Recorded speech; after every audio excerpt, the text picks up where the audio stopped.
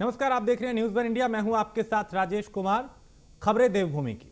प्रधानमंत्री नरेंद्र मोदी ने वर्चुअली बैठक करते हुए ड्रोन के जरिए केदारनाथ में हो रहे निर्माण कार्यों का जायजा लिया। प्रधानमंत्री नरेंद्र मोदी की वर्चुअली बैठक में मुख्यमंत्री पुष्कर सिंह धामी, मुख्य सचिव एस संधू और पर्यटन सलाहकार भास्कर कलवे समेत कई आला अधिकारी मौजूद रहे। प्रधानमंत्री ने बद्रीनाथ मास्टर प्लान पर भी चर्चा की और मीडिया से बात करते हुए सीएम पुष्कर सिंह धामी ने बताया कि केदारनाथ में बीते 10 गुना अधिक गति से काम हो रहे हैं, यानी बीते कुछ दिनों में, जबकि यात्रियों की जो भीड़ है वो लगातार बढ़ रही है। मुख्यमंत्री ने यह भी कहा कि केदारनाथ पुनर्निर्माण के कार्य दिसंबर 2023 तक पूरे कर लिए जाएंगे।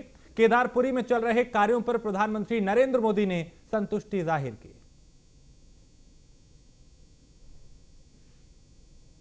प्रधानमंत्री जी समय समय पर केदारनाथ जी का तो पहले से ही जो है वो चाहे वर्चुअल हो चाहे ड्रोन के माध्यम से लगातार उसकी समीक्षा करते रहते हैं। और आज केदारनाथ जी के साथ साथ बद्रीनाथ का जो मास्टर प्लान पर काम हो रहा है उस मास्टर प्लान पर भी चर्चा हुई। और हम लोगों ने यहाँ से चूँकि जो समय सीमा तय की गई है उसमें तेज़ी से काम हो रहा है। श्रद्धालुओं की संख्या बढ़ने के कारण से जो काम करने में एक चुनौती बन गई थी कि ज़्यादा भीड़ होने के कारण से कार्य प्रभावित न हो, लेकिन इस बार कार्य प्रभावित नहीं हुआ है। इस बार गत वर्षों की तुलना में 10 गुना ज़्यादा काम हुआ है और लगातार बर्फ़ के समय में भी काम कर रहे हैं। और जो इसका हम लोगों ने लक्ष्य लिया है कि दिसंबर 2023 तक संपूर्ण कार्य पूरे कर लिए जाएं, हम उस दिशा में स्टेप बाय स्टेप आगे बढ़ रहे हैं।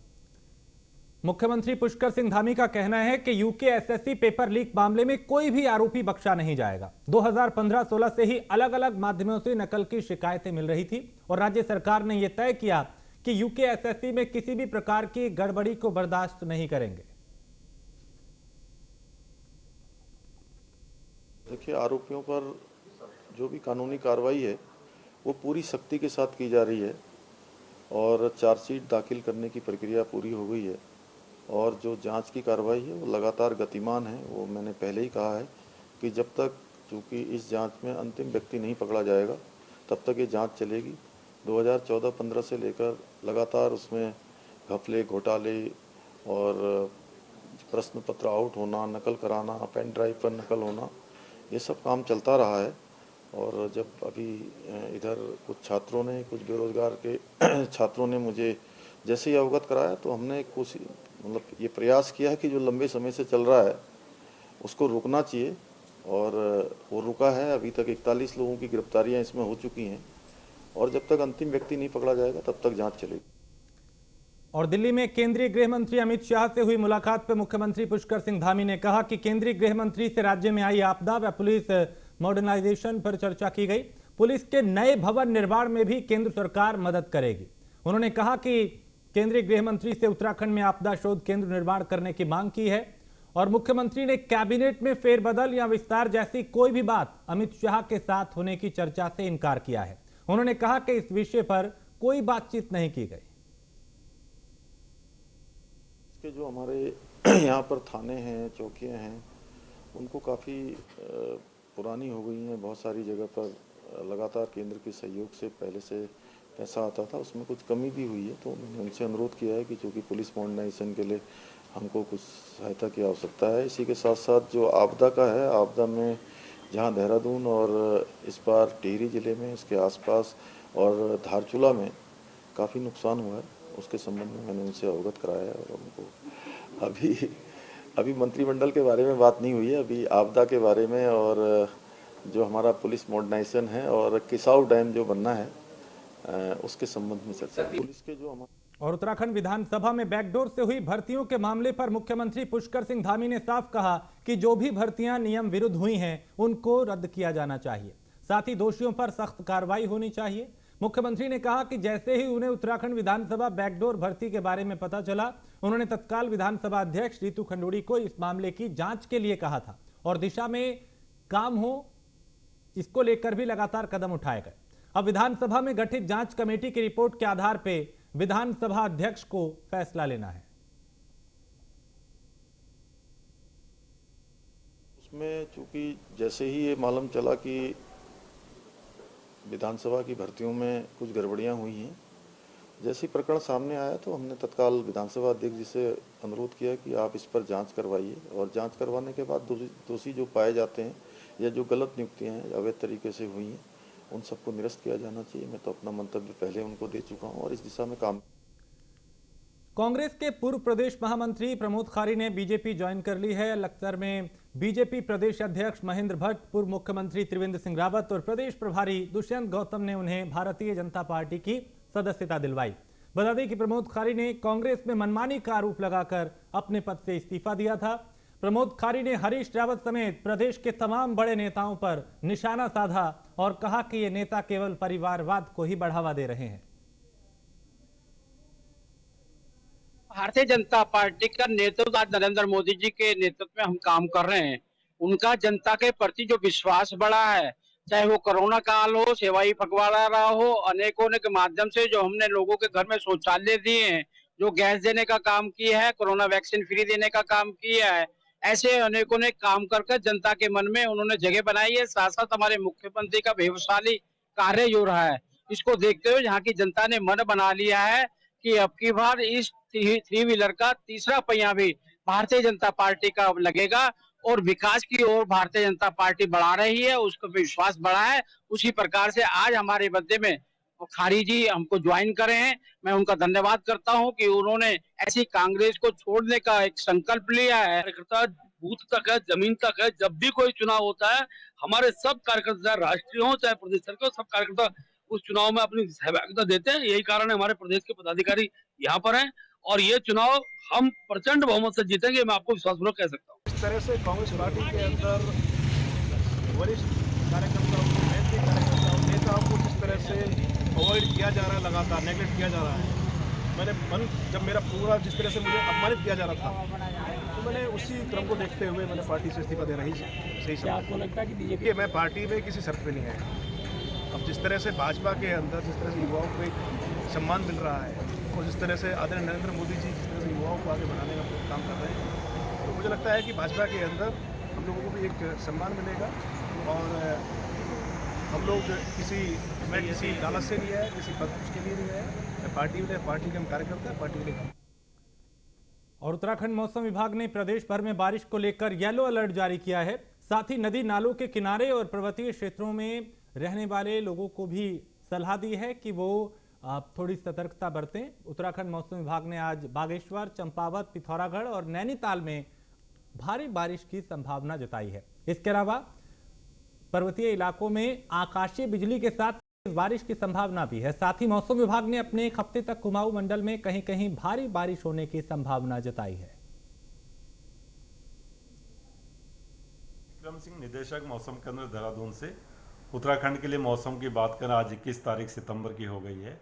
तो अगर अभी 21 से लेके 25 तक के लिए देखें तो इसमें जो प्रदेश में अनेक जगहों तक में हल्की से मध्यम बारिश जो है, जो उत्तराखंड के पहाड़ी क्षेत्र हैं उसमें अगर बात करें तो ये जो है जो बारिश की एक्टिविटी है अनेक जगहों तक में हल्की से मध्यम बारिश हुआ भी अगले 5 दिन चलती रहेगी।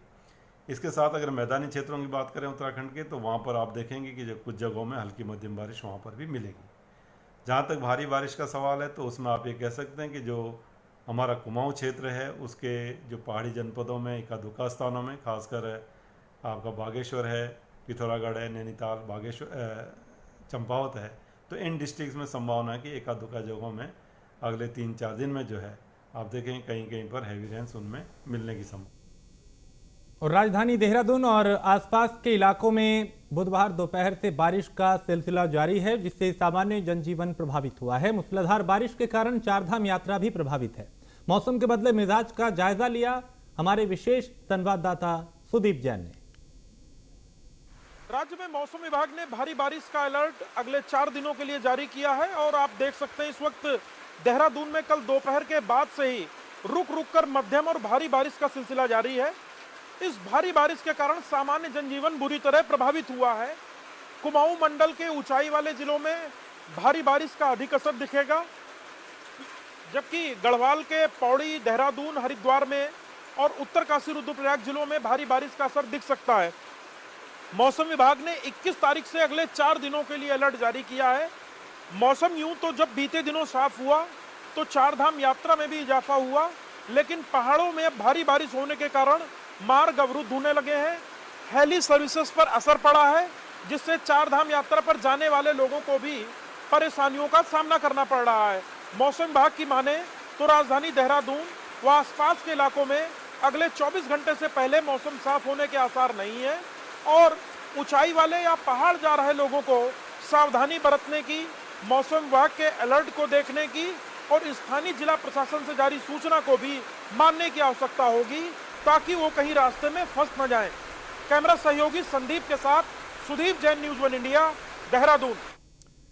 और लगातार हो रही बारिश से राजधानी के चंद्रबनी चेवला क्षेत्र की सड़कें नदियों में तब्दील हो गई हैं। ये तस्वीरें राजधानी देहरादून के हैं और जहां आप तस्वीरों में देख सकते हैं कि कैसे जो सड़क है वो नदी में तब्दील हो चुकी है और लोगों का जनजीवन पूरी तरह से प्रभावित हुआ है। कई तरह की दिक्कतें लोगों को हो रही है।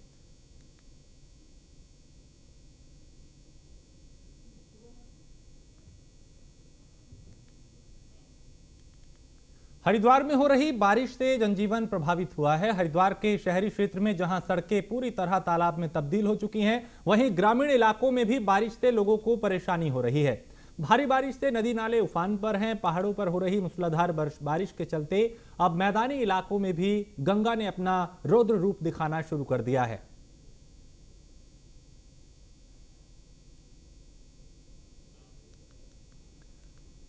पौड़ी जिले के राजस्व पुलिस क्षेत्र से में से 4 दिन पहले रिसोर्ट से गायब हुई 19 साल की रिसेप्शनिस्ट का अब तक कोई सुराग नहीं लगा। परिजनों की गुहार के बाद इस मामले को राजस्व पुलिस ने रेगुलर पुलिस को ट्रांसफर कर दिया है। वहीं लड़की के परिजनों ने रिसोर्ट के मालिक और मैनेजर पर भी गंभीर आरोप लगाए हैं।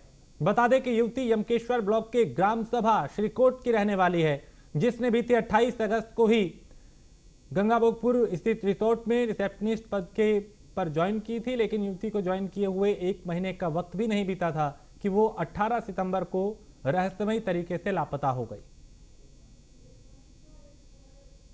देखिए अभी तक कुछ पता नहीं चला मेरी बेटी का। मेरे आपसे प्रार्थना है कि जल्दी से जल्दी मेरी बेटी मेरे पास सुरक्षित होनी चाहिए। मैं आपसे हाथ जोड़ के विनती करती हूँ। ये तो मेरा अपना उत्तराखंड है, मेरे को कुछ मेरे को आप मेरी जो भी है मेरी मदद करो। मेरी बेटी को जल्दी से जल्दी मेरे सामने वो कर। मैं अपना दिल का हाल आपको बता नहीं सकती। मुझ पे क्या बीत रही है 5 दिनों से, मैं कैसे यहाँ पे खड़ी हो रही हूँ आपको बता नहीं सकती। मेरे आपसे हाथ जोड़ के गुजारिश है कि मेरी बेटी को जल्दी से जल्दी पता लगाओ। जो पुलिस से रेगुलर पुलिस को ट्रांसफ़र हो गया है।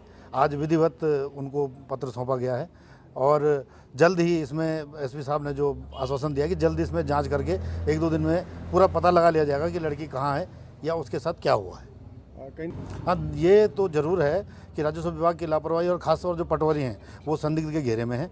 और दूसरी बात यह है कि यदि किसी की बालिका की गुमशुदगी की रिपोर्ट दर्ज होती है तो पहले आपको माँ बाप से संपर्क करना चाहिए, जिसमें कि राजस्व विभाग की बहुत कमियां हैं। ये केस हमको ट्रांसफ़र हुआ है, गंगाभोगपुर तल्ला का ये मामला है। वहाँ से कोई लड़की जो रिजॉर्ट में काम करती थी वो मिसिंग है बताया गया 4-5 दिन से। पटवारी के यहाँ उसकी गुमशुदगी लिखाई गई है और वो केस हमको ट्रांसफ़र हुआ है। तो अभी जस्ट ट्रांसफ़र हुआ है, तो अब हम टेक्निकल जो भी चीज़ें होंगी उसके आधार पर और बाकी वहाँ पे मौका मुआयना करके जो है जो भी विवेचना होगी वो करेंगे। कालाडूंगी के कोडाबाग ब्लॉक सभागार में हुई बीडीसी बैठक में बिजली और पानी के मुद्दे पर चर्चा हुई। बैठक के दौरान जनप्रतिनिधियों ने तमाम तरह की समस्याएं उठाई, जिसमें अधिकारियों की तरफ से फोन नहीं उठाना, मनरेगा पेंशन, प्रधानमंत्री आवास योजना जैसे मुद्दे शामिल रहे। बैठक में मौजूद विधायक बंशीधर भगत, सीडीओ संदीप तिवारी और अन्य संबंधित अधिकारियों को जल्द से जल्द लोगों की समस्याओं के समाधान करने के निर्देश दिए गए।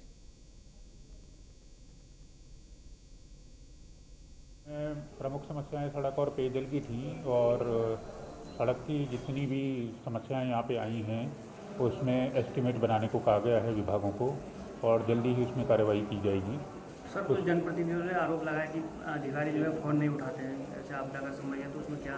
देखिए, एक बड़ा गंभीर विषय उठा था कि अधिकारी जो खंड स्तर के हैं वो फ़ोन नहीं उठा रहे हैं। इसमें मैं ब्लॉक प्रमुख जी से बात करूंगा और उन अधिकारियों की सूची जरूर लूंगा कि ऐसे कौन से अधिकारी हैं जो फ़ोन नहीं उठा रहे हैं और उनके विरुद्ध कार्रवाई की जाए। मैं